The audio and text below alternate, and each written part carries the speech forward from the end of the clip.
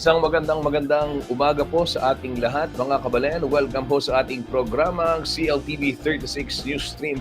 Ako pong inyong lingkod, Justin Dizon.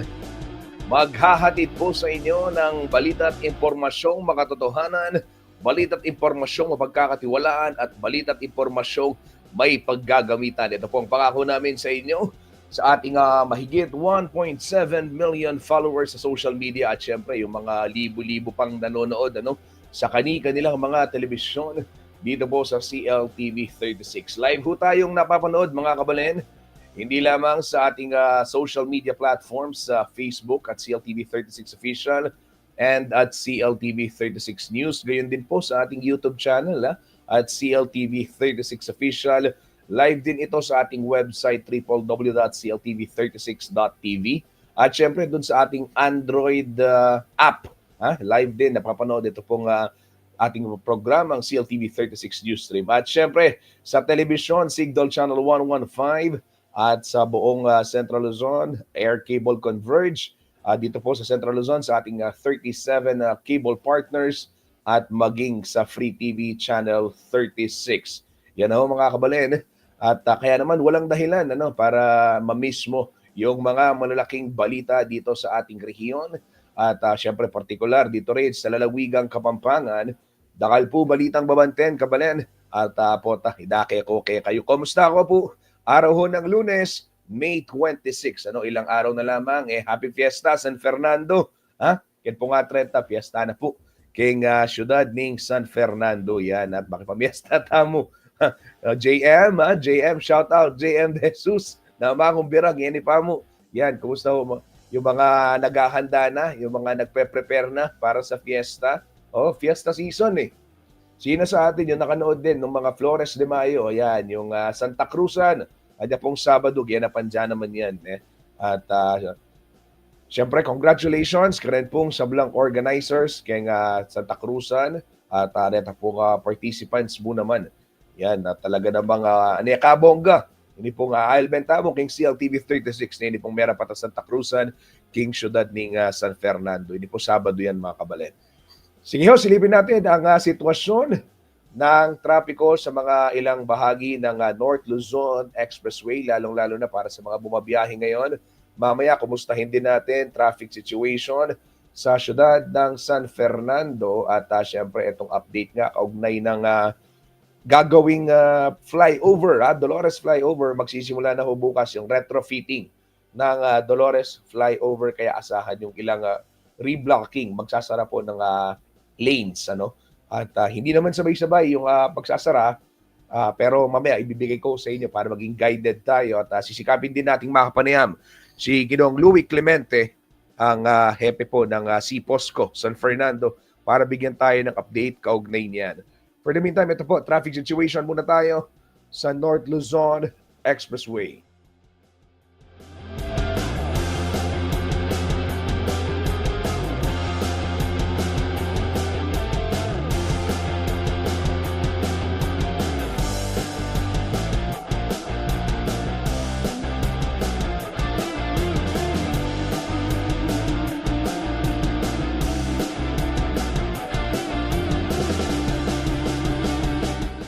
Sa lahat ho ng mga bumabiyahe ngayong araw at kung kayo ho'y patungo ng Metro Manila, pabalik ng Maynila matapos ang weekend, eto ho mga kabalen ang sitwasyon sa ilang pangunahing bahagi dito pong North Luzon Expressway at dito ho sa ating upper row muna tayo. Dito po sa Balintawak Toll Plaza. At ayan mga kabalen, nakikita ninyo, yan yung leftmost box, upper row. For those who are headed north, papunta po ng Central Luzon at Northern Luzon, ayan, walang pila sa Toll Plaza at doon sa mga patungo naman ng Metro Manila, maluwag din ho ang sitwasyon sa mga oras na ito. Diyan naman sa may NLEX Arbor Link, magkabilang linya, north and southbound, fast moving din ang traffic situation dyan. Sa Mindanao Toll Plaza, may bahagyang pila lamang dyan ho sa mga pa-exit ng NLEX at doon naman sa papasok ay wala hong problema, walang pila ng mga sasakyan sa oras na ito.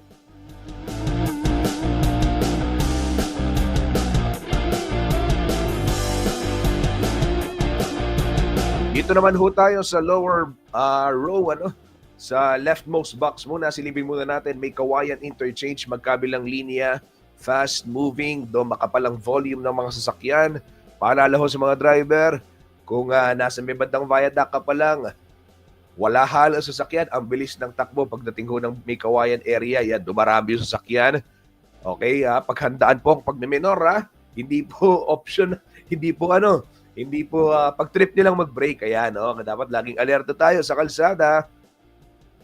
Dito ho sa Bukawi Toll Plaza, para ho sa mga palabas o patungong Metro Manila, southbound, wala hong pila and maluwang din ang sitwasyon dito ho sa northbound lane sa may area ng Bukawi Toll Plaza.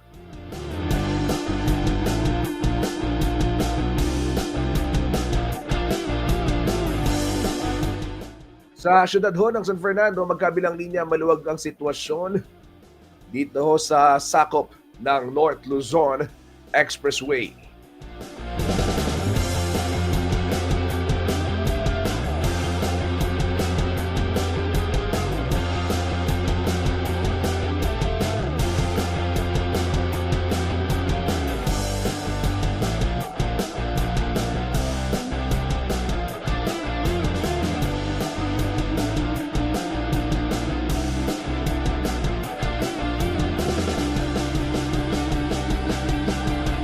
Yan mga kabalayan ng real-time traffic monitoring via NLEX Corporation. At sa oras na ito, ayan, silipin muna natin yung magiging sitwasyon o magiging taya ng panahon. Alamin natin ano yung forecast ng ating Weather Bureau Pag-asa. Doon ho kasing huling update natin itong Biyernes doon sa ating programa, nabanggit ho ng Pag-asa na first week of June, posible hong magsimula itong tinatawag na tag-ulan. Bagamat napapadalas na ho yung mga pag-uulan ngayon pong araw, especially during the night, ito ho yung mga thunderstorm at tingnan natin kung ganito rin yung magiging weather situation ngayon pong week na to. Narito po ang latest weather forecast mula po sa DOST Pag-asa. Magandang umaga po sa inyong lahat at live mula dito sa Pag-asa Weather Forecasting Center at narito na nga ang lagay ng ating panahon ngayong araw ng Lunes, May 26, 2025. Sa ating latest satellite images, makikita pa rin natin ang epekto ng Intertropical Convergence Zone or ITCZ. Ito yung pagsalubong ng hangin mula sa magkaibang ating globo sa Northern and Southern Hemisphere. At ito yung magdadala ng maulap na kalangitan na may malaking tsansa ng mga pag-ulan, partikular na sa bahagi ng Palawan, Western Visayas, gayon din sa Negros Island region at sa may bahagi ng Zamboanga Peninsula. Asahan po yung posibilidad ng mga pag-ulan na maaaring magdulot ng mga biglaang pagbaha at pagguho ng lupa. Sa lalabing bahagi ng ating bansa, lalong-lalo na sa Luzon, makikita ho natin walang masyadong kaulapan sa epekto pa rin ng easterlies o yung hangin nagmumula sa karagatang Pasipiko. Asahan pa rin natin sa araw na ito, mainit na panahon pa rin maranasan sa malaking bahagi ng Luzon, habang malaki din rin yung tsansa ng mga thunderstorms sa hapon hanggang sa gabi. Posible nga kasi sa mga susunod na araw, susunod na linggo ay muling iiral na itong hanging habagat or southwest monsoon. Kaya aasahan na ng mga kababayan natin sa mga susunod na araw at susunod na linggo, mas mapapadalas na yung mga thunderstorms sa hapon hanggang sa gabi. Sa ngayon naman, wala tayong minomonitor na anumang low pressure area. Malit yung chance na magkaroon tayo ng bagyo sa mga susunod na araw. At dito nga sa Luzon, inaasahan natin mainit na panahon ang maranasan sa malaking bahagi ng Luzon sa epekto pa rin ng easterlies. Pero posible yung mga thunderstorms sa hapon hanggang sa gabi. Kaya mainam, may dala pa rin tayong mga pananggalang sa ulan. At maglalabas po ng mga thunderstorm advisories at rainfall information ang Pag-asa, particular na ating mga Regional Services Division kapag may mga namamataan tayong mga kaulapan na maaaring magdala ng mga pag-ulan na normally tumatagal po na 1 hanggang 2 oras. Agwat ang temperatura sa Lawag nasa 27 to 34 degrees Celsius, sa Baguio 17 to 25 degrees Celsius, Metro Manila 26 to 35 degrees Celsius, habang sa Tuguegarao 27 up to 37 degrees Celsius, sa Sa Tagaytay naman, 24 to 33 degrees Celsius. Metro Manila po, 26 to 35 degrees Celsius, habang sa Legazpi, 26 to 32 degrees Celsius. Sa bahagi naman ng Palawan, Visayas at Mindanao, kung saan nga nakaka-apekto yung ITCZ or Intertropical Convergence Zone, malaki pa rin tsansa ng maulap na kalangitan na may mga pag-ulan, partikular na sa may bahagi ng Palawan, lalong-lalo na ito sa may northern part ng Palawan. Agwat ang temperatura sa Calayan Islands, 25 to 30 degrees Celsius, sa Puerto Princesa nasa 25 to 30 degrees Celsius. Ang bahagi naman ng Western Visayas at Negros Island region ay makararanas din ng maulap na kalangitan na may malaking tsansa ng mga pag-ulan sa araw na ito dulot ng ITCZ. Ang nalabing bahagi naman ng Kabisayaan ay maring makaranas ng mga isolated rain showers and thunderstorms sa hapon hanggang sa gabi. Agwat ang temperatura sa Iloilo, 26 to 30 degrees Celsius. Sa Cebu naman, 27 to 31 degrees Celsius. Habang sa Tacloban, 25 to 31 degrees Celsius.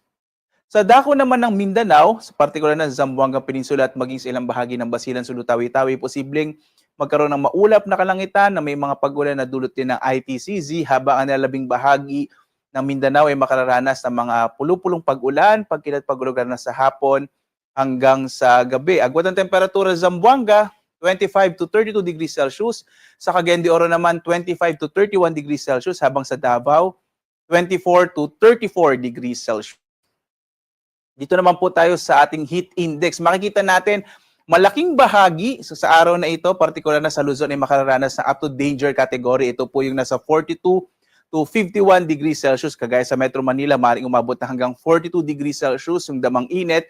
Samantalang sa Dagupan City naman sa Pangasinan, inaasahan natin ngayong araw posibleng magkaroon ng pinakamataas na heat index. Kaya po sa mga kababayan natin, ugaliin pa rin uminom ng tubig at iwasang lumabas bandang tanghali kung saan nararanasan nga yung pinakamatitindi nating mga damang init or heat index. At para sa mas kompleto pa po at komprehensibo pang update tungkol sa ating heat index, maaari tayong pumunta sa ating website, pag-asa.doc.gov.ph.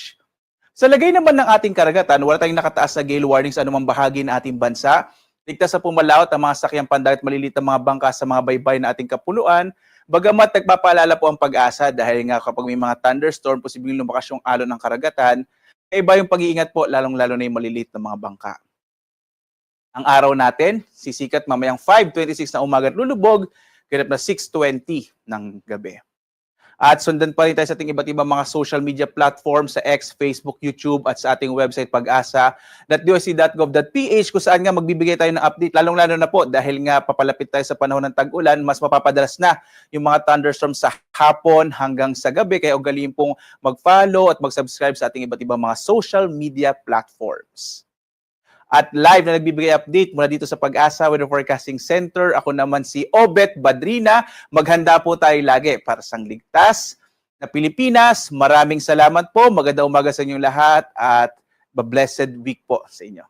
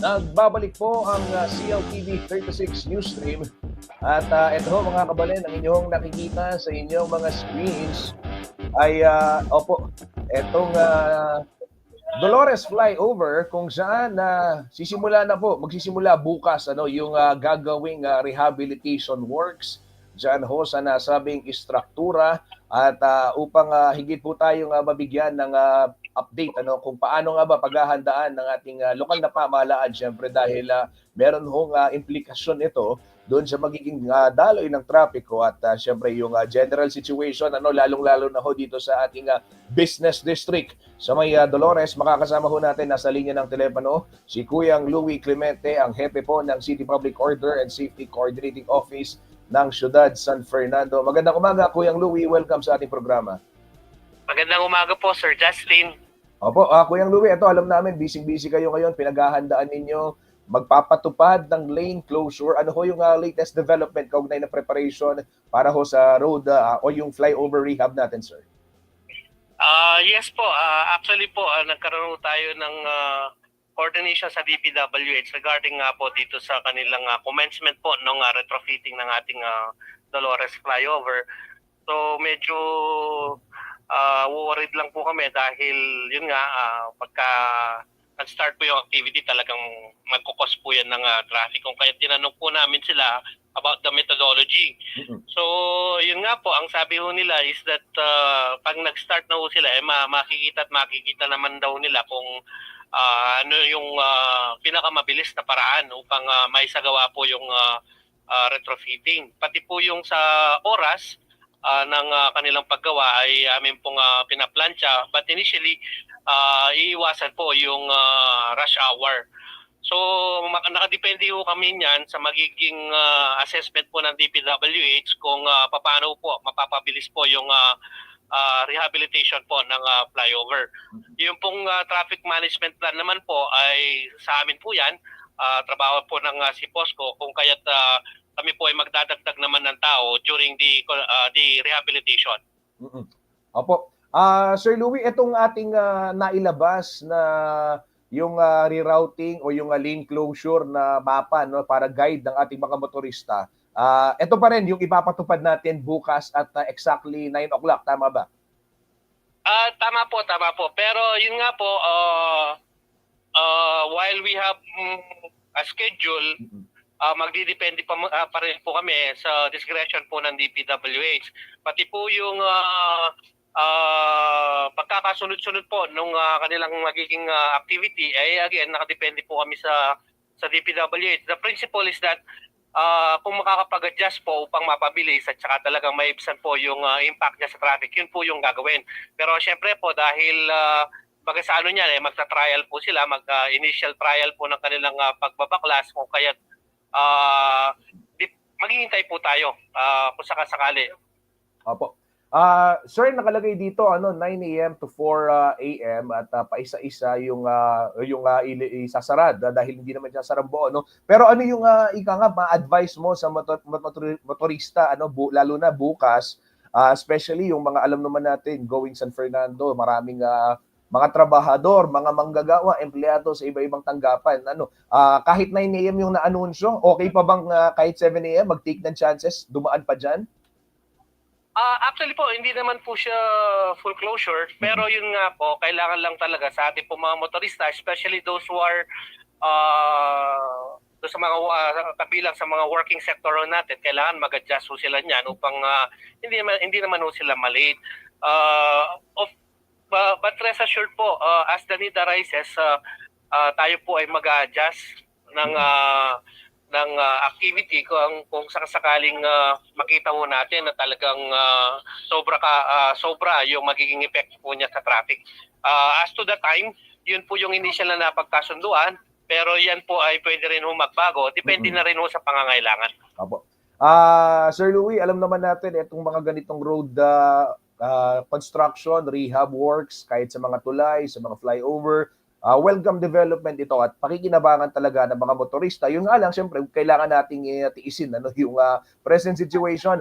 Ongoing pa yung paggagawa ng mga drainage sa may sakop area, sa maimpis. Ano yung implication nito kasabay pag ginawa rin itong flyover dahil medyo malapit lamang yung area na yan, paano ninyo pinaghahandaan, sir?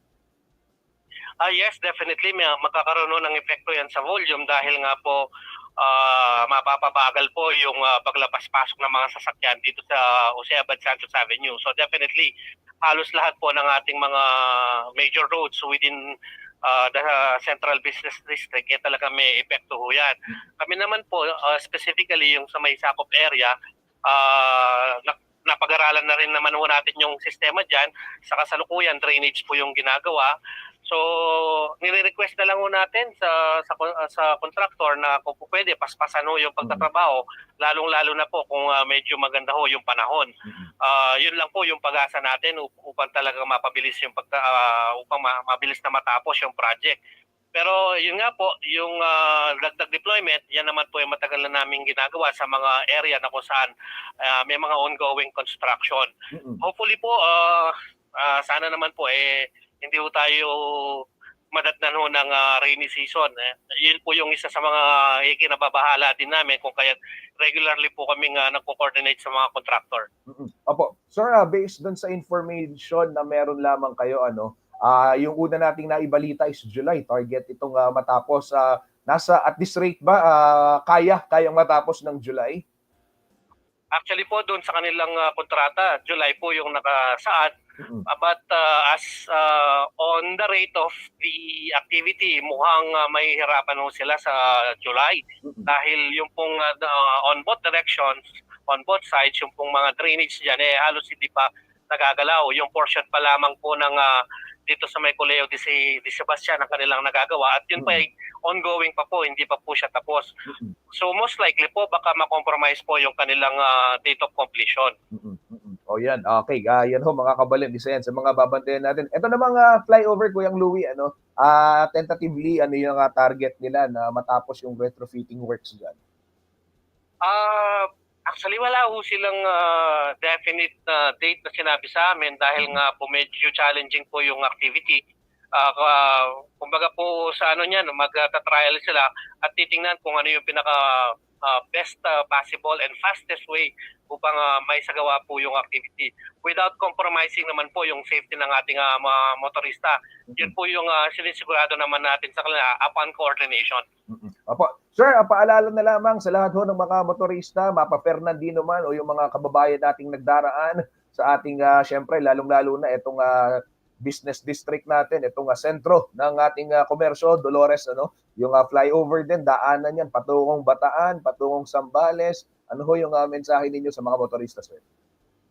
Yes po, of course, una po yung pagmamaneho po ng may kaingatan and of course yung pong pagpaplano ng kanilang biyahe sapagkat whether we like it or not po, magkakaroon ho talaga ng epekto yan sa travel time po ng ating mga motorista kung kaya dapat po ay may plano po nila yung kanilang pag-travel.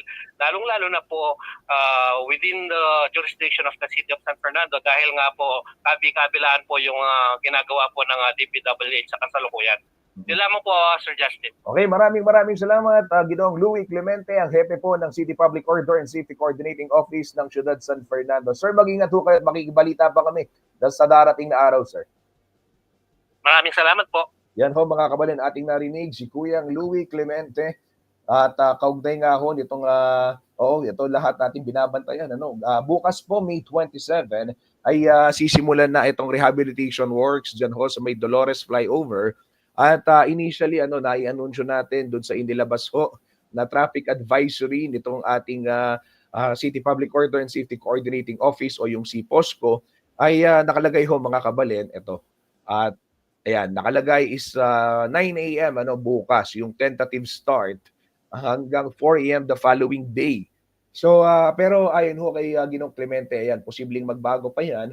At yung target time kung kailan makukumpleto, isa rin yan sa mga nila po na titignan as they go along the project doon sa paggawa ho ng trabaho dahil ika nga hindi madali yung gagawing retrofitting dito pong bakal na istruktura dyan ho sa gitna ng Dolores intersection o para sa mga kasigidad namin ni Joe Di Mercado, Dolores Junction kung tawagin. Ayan.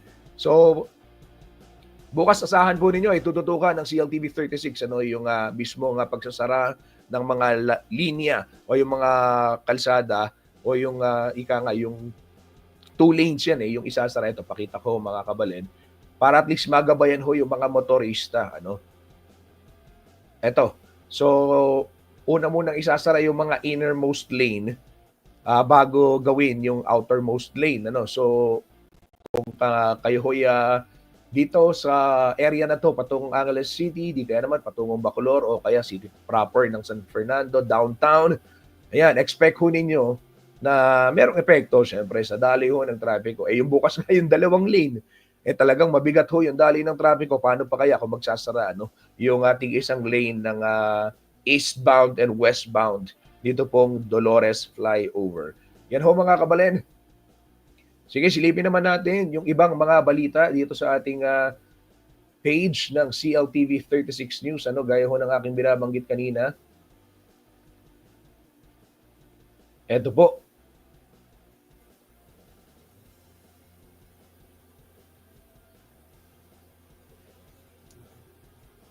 Balita naman sa politika. Ayan, labas muna natin yung ating bumper. Ayan.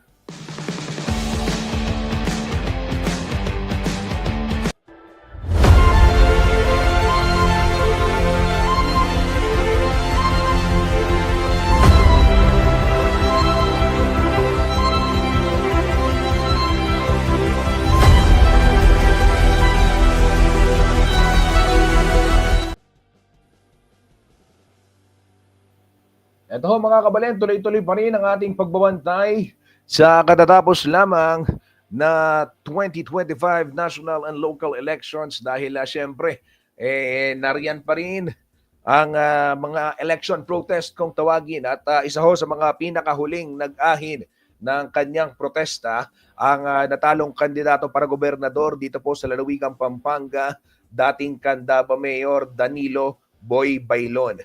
Sa isang ulat ng Philippine Daily Inquirer o ng Inquirer.net na na-publish po nitong araw ng Sabado, May 24 ay sinabing naghain na nga ng election protest ito pong si Engineer Bailon through his lawyer diyan sa Palasyo del Gobernador sa Intramuros, Maynila. Yan yung pambansang tanggapan ng Commission on Elections.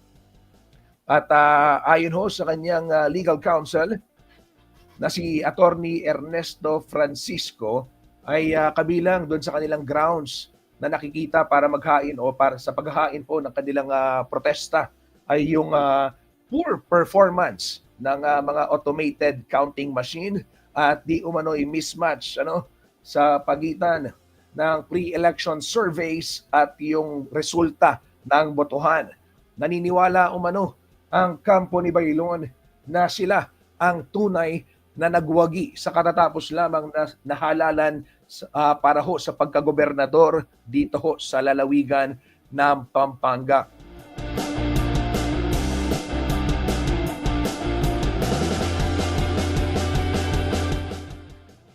Base sa datos ng Commission on Election, nakakuha po si winning candidate, Governor-elect Lilia Pineda ng 709,694 votes, habang si Bailon naman ay mayroong 476,642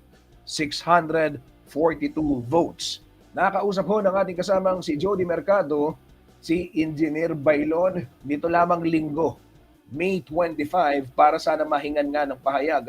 Subalit tumanggi muna siyang magkomento ukol sa kaso na kanila pong inihain dyan sa may COMELEC at sinabing sisikaping tatawag ngayon pong araw, May 26, araw ng Lunes, at maya-maya subukan nating mag-reach out muli kay Engineer Bailon para mahingi yung kanyang statement. At syempre, si Kuyang Paulo G. Santos ay nariyan sa may Kapitolyo ng Pampanga para naman makausap din at mahingi ang panig ni Governor-elect Lilia Pineda kaugnay nga nitong inihaing election protest laban sa kanya ng nakatunggali sa eleksyon na si Danilo Boy Bailon.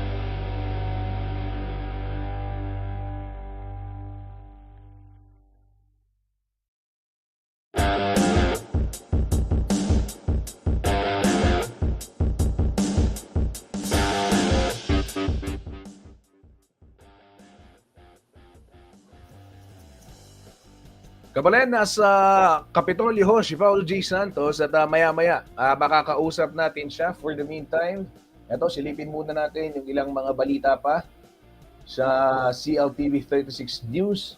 At eto, mga kabalen, no, exciting ito. Oh.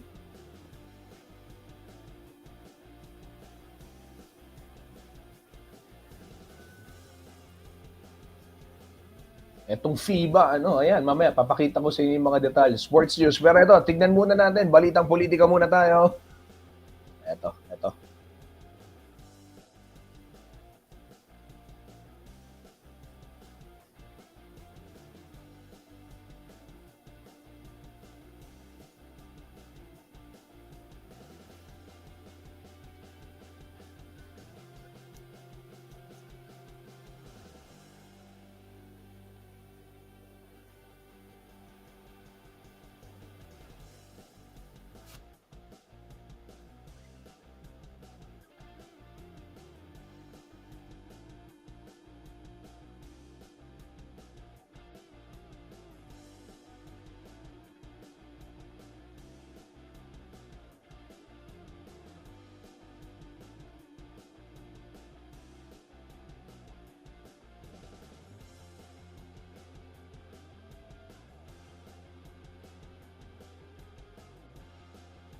So mga kabalit, nagbigay ko ng paalala itong Department of the Interior and Local Government, Central Luzon.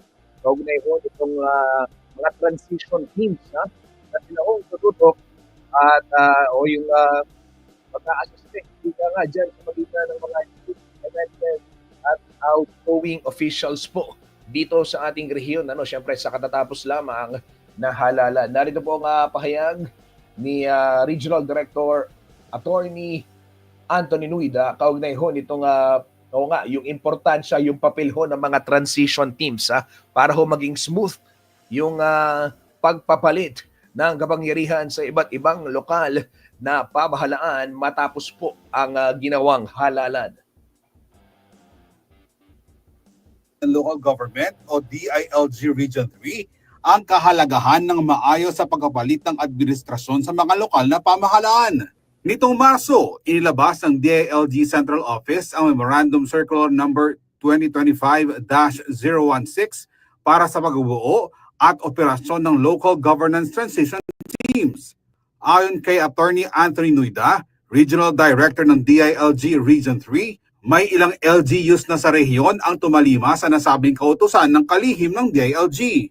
Ang deadline po kasi nito, ang nakalagay doon sa circular at as early as 2 months before the assumption or end of the term of the incumbents. Dapat ma-organize na nila. So far, based sa data namin, mga 50% naman na po. Yung may mga na-encode na ng mga data, nag-comply na po dun sa requirement. But continuous ang monitoring po namin. Ang deadline nila is until July 11, na hopefully lahat na po ng LGUs are ready for the turnover and transition. May importanteng gampanin raw ang mabubuong lupon para matiyak na maayos at hindi magkaroon ng aberya kita ng incoming at outgoing officials. Yung mga data na dapat mag-gather and ma-organize and talagang ma-preserve para po sa transition and information of incoming officials talaga. So walang exemption po ito. Lahat ng LGUs dapat mag-create sila and mag-conduct sila ng inventory. Hindi lang po inventory ng properties. Very important yung property. Siyempre, movable and immovable properties, yung mga land, buildings, etc. Then mga equipments nila. Pero maraming dokumento din na kailangan nilang i-ready like yung mga development plans nila, CDP, CLUP,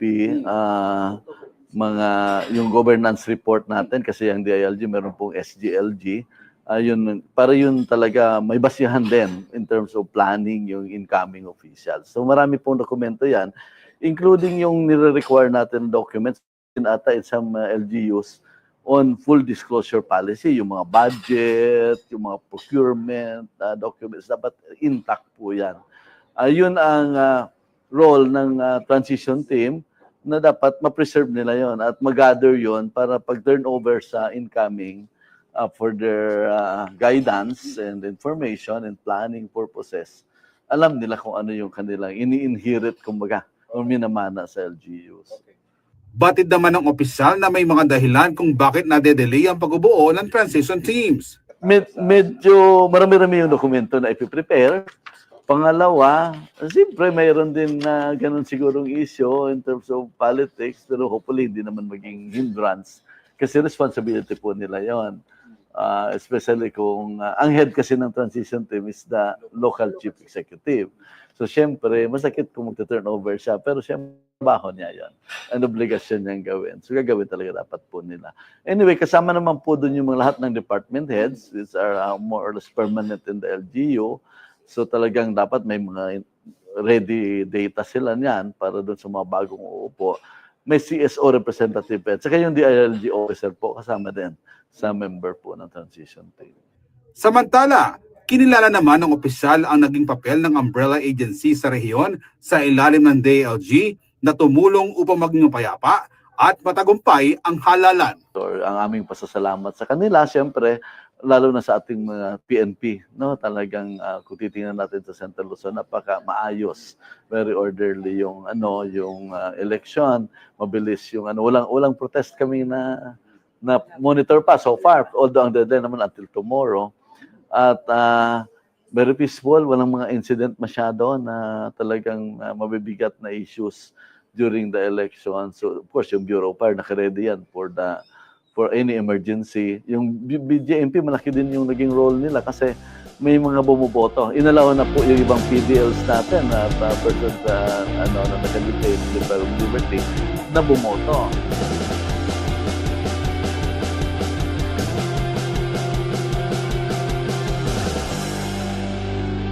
Yan ho mga kabalin, ating narinig ang tinig ni DILG Central Luzon Director Attorney Anthony Nuida. Kaugnay ho nitong importansya ay itong mga binabanggit na mga transition teams, napakahalaga upang sa gayon maging smooth nga yung pagpapalit ng pamunuan sa iba't ibang lokal na pamahalaan. Pero sa puntong ito, balikan natin yung balita kanina. Makakasama ho natin nasa linya ng telepono si Kuya Paulo G. Santos.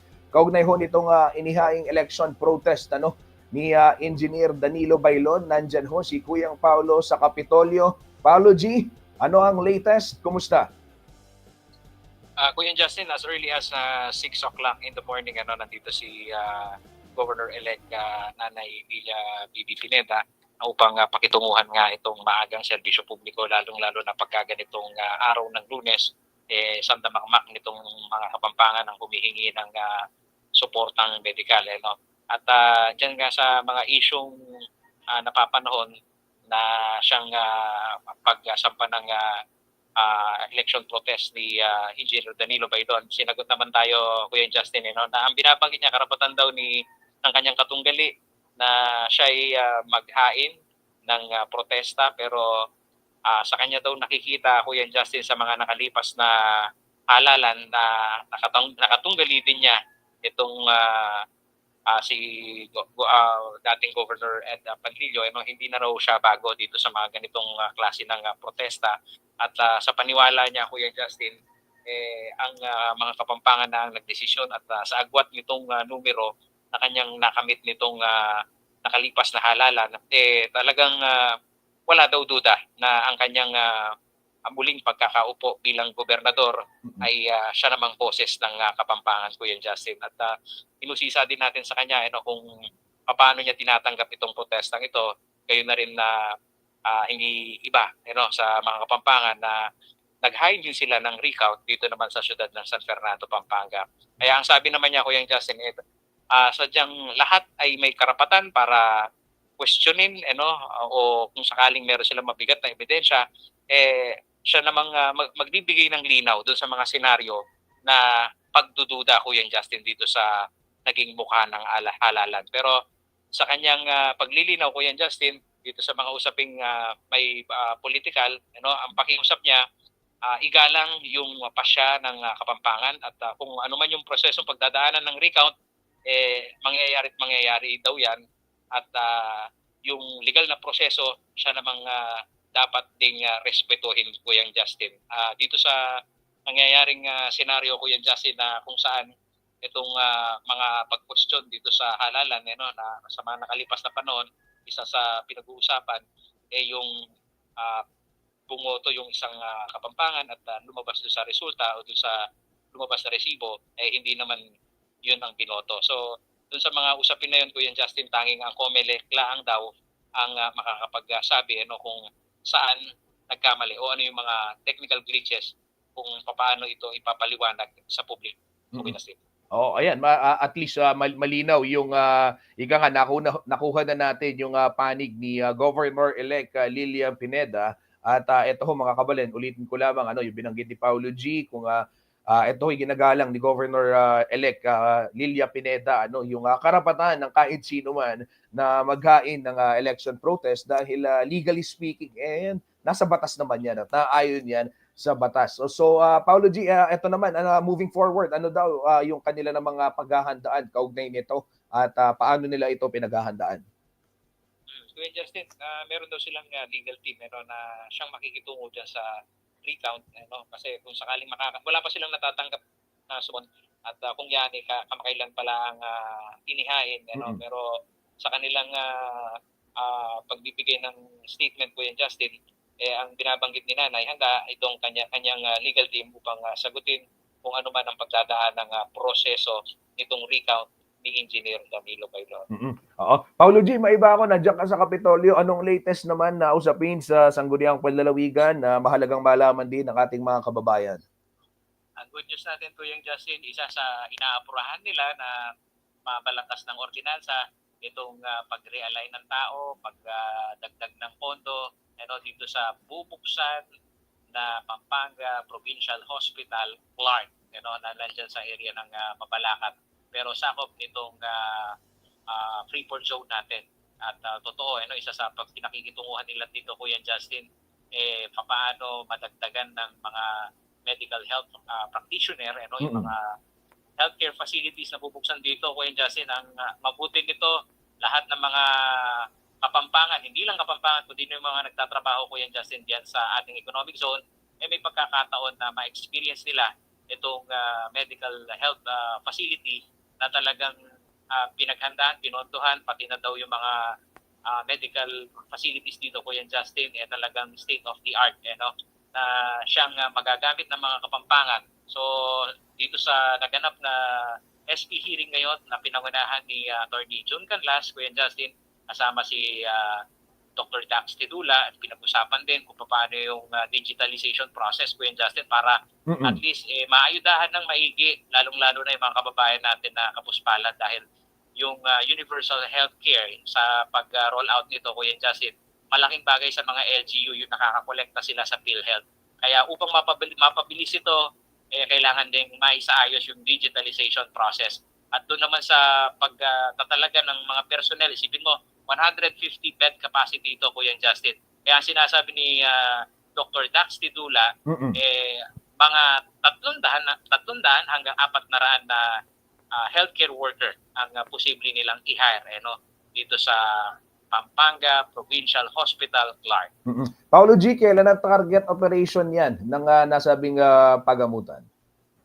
Kuya Justin, kung matatapos, ang target talaga nila, bago June matapos na yung ordinansa para at least yung mga documentary process at saka yung mga sahod ng mga i-hire nila dito, ready na. Pero ang time on target nila, Kuya Justin, July, pag-upo ni Governor-elect Lilian Pineda, mabubuksan ito sa lahat, lalong-lalo na dito sa mga kababayan natin nandyan sa Pampanga First District, Kuya Justin. Okay, maraming salamat sa iyong update, Paulo G. Santos, at makikibalita pa kami sa mga kaganapan. Alam ko, maraming balita dyan sa Kapitolyo ngayon, araw ng Lunes. Mag-ingat ka dyan, Kuya Paulo G. Totoo, Kuya Justin. Dugtong ko lang sana, Kuya Justin. Sige, go ahead. Maraming nakakapakinig sa atin. Isa sa tinututukan nila ngayon, itong mga flood control project, at yung mga nakabinbin na ginagawa ng DPWH. Isa dito, Kuya Justin, tututukan natin mamaya. Itong area ng San Simon, kung alam mo yung Tulahok Bridge, kawawa kasi yung mga kababayan natin dyan, Kuya Justin, umiikot pa sila. No, dahil yung pagkakaantala nito, nung kaigihan ng summer, hindi wala naman daw nangyayari.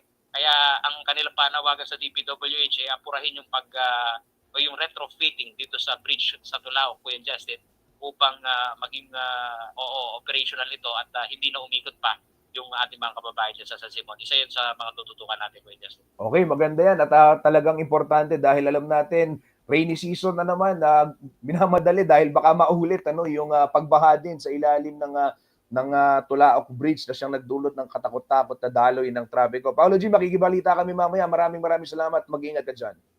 Thank you, Kuya Justin. Yan ho mga kabalayan, si Kuyang Paulo G. Santos at nagbabalita live mula ho dyan sa Kapitolyo ng siyudad ng Kapitolyo ng San Fernando. Kapitolyo ho ng Pampanga dyan sa may Barangay Santo Niño, siyudad San Fernando. Tama no, Santo Niño po, tapos sabihin na San Juan. Alitang kitang gulot, San Juan. Pero Santo Niño yan, manuwala ako. Poto po, yan, di ba? Santo Niño yan. Opo. Sige ho mga kabalayan, at ako'y sinesenyasan na ni Kuyang Mike. Ako po ay magpapaalam na at tumutok lamang sa iba pang mga social media pages ng CLTV 36 para sa iba pang mga balita. Muli sa ngalan po ng buong puwersa ng CLTV 36 News and Current Affairs, ako po si Justin Dizon. Maraming salamat po.